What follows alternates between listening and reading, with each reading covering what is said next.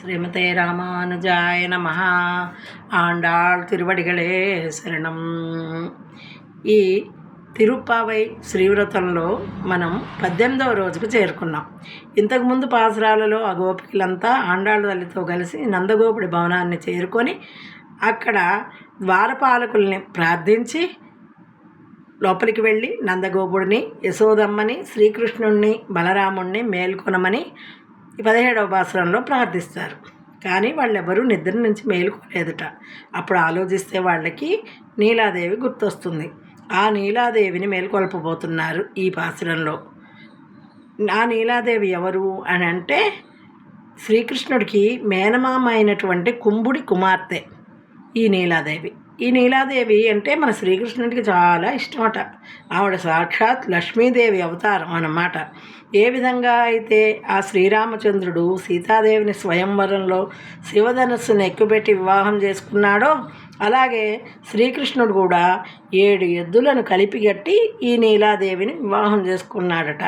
కాబట్టి ఈవిడ్నే నప్పెన్నై అని కూడా పిలుస్తుంటారు.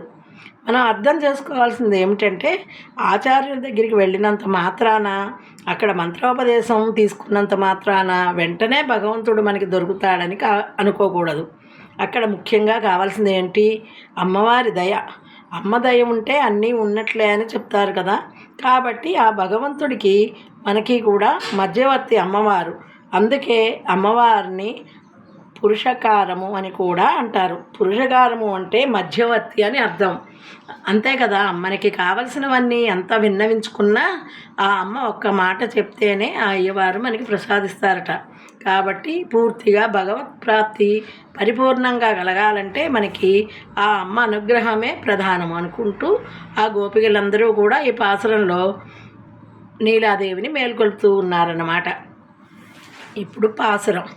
உந்து மதகளித்தனோடாத தோள்வழியன் நந்தகோபாலன் மருமகளே நப்பின்னாய் கந்தம் கமலம் குழலி கடை திரவாய் ஒந்து எங்கும் கோழியை தனகான் மாதவி பந்தல் மேல் பலகால் குயிலினங்கள் கூவினகான் பந்தார் விரலி உன்னை துணன் பேர்பாடா செந்தாமரை கையால் சீரார் ஒளையொழிப்ப ஒந்து திருவாய் மகிழ்ந்தே లోరెం పావాయ్.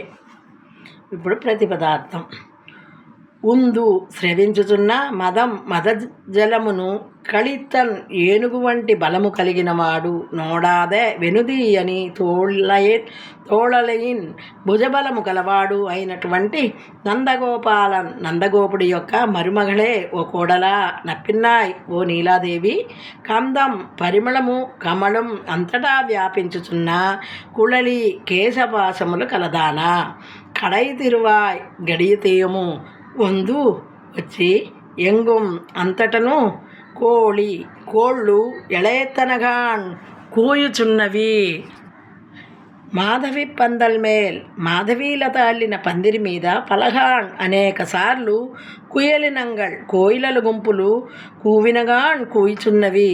పందార్ విరళి పూలబంతిని పట్టుకున్న వేళ్ళు కలిగినదానా ఉన మైతునన్ నీ మేనబావను పేర్పాడా కీర్తించుటకు సెందామరై కయ్యిల్ ఎర్రతామర్ల వంటి నీ చేతితో సీరార్ ఎంతగానో ప్రకాశించుచున్న వళై గాజులు యొళిప్ప గలగలమని శబ్దము వచ్చేటట్లుగా వందు నడిచి వచ్చి తిరవాయ్ తెరువుము మగిలిందు ఆనందమైన మనస్సుతో అంటే సంతోషంగా నువ్వు అలా వచ్చి ఆ తలుపు తెరవమ్మా అంటూ ఇక్కడ ఆ నీలాదేవిని మన గోపికలు ఆండాళ్ళ తల్లి ప్రార్థిస్తున్నారు.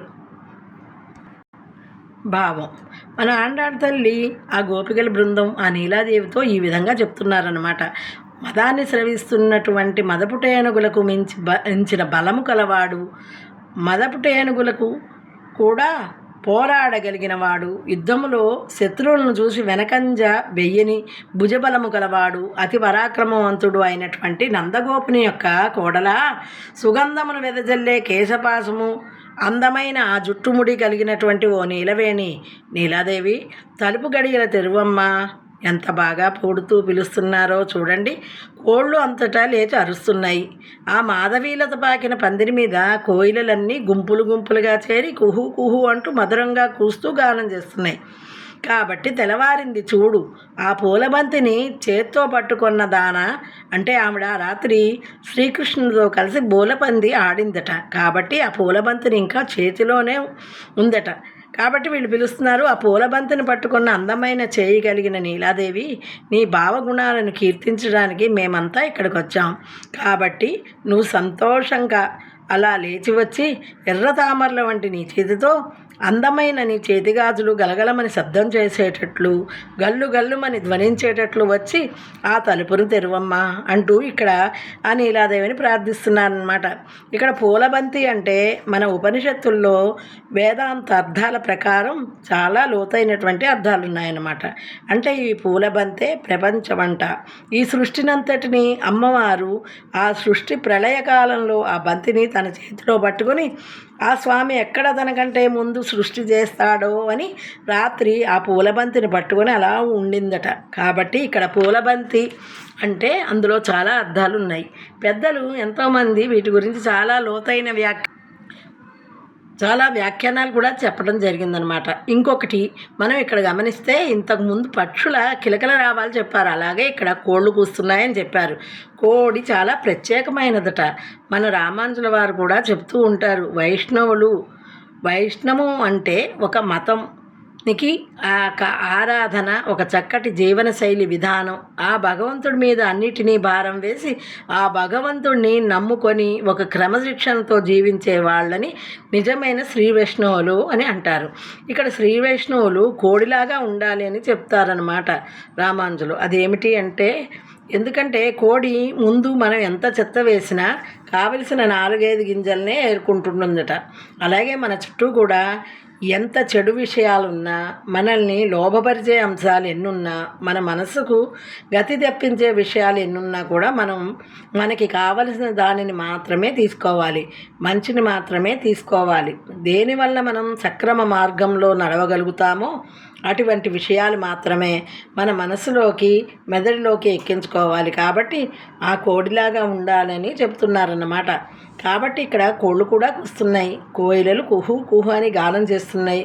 కాబట్టి నువ్వు లేచి వచ్చి చక్కగా తెలుపు తీస్తే మేము వచ్చి ఆ శ్రీకృష్ణ పరమాత్మని కీర్తిస్తూ అద్భుతంగా గానం చేస్తాము అని అంటున్నారు ఈ పాసురంలో ఆండాళ్ళ తల్లి గోపికల బృందం. ఆండాళ్ తిరువడిగలే శరణం.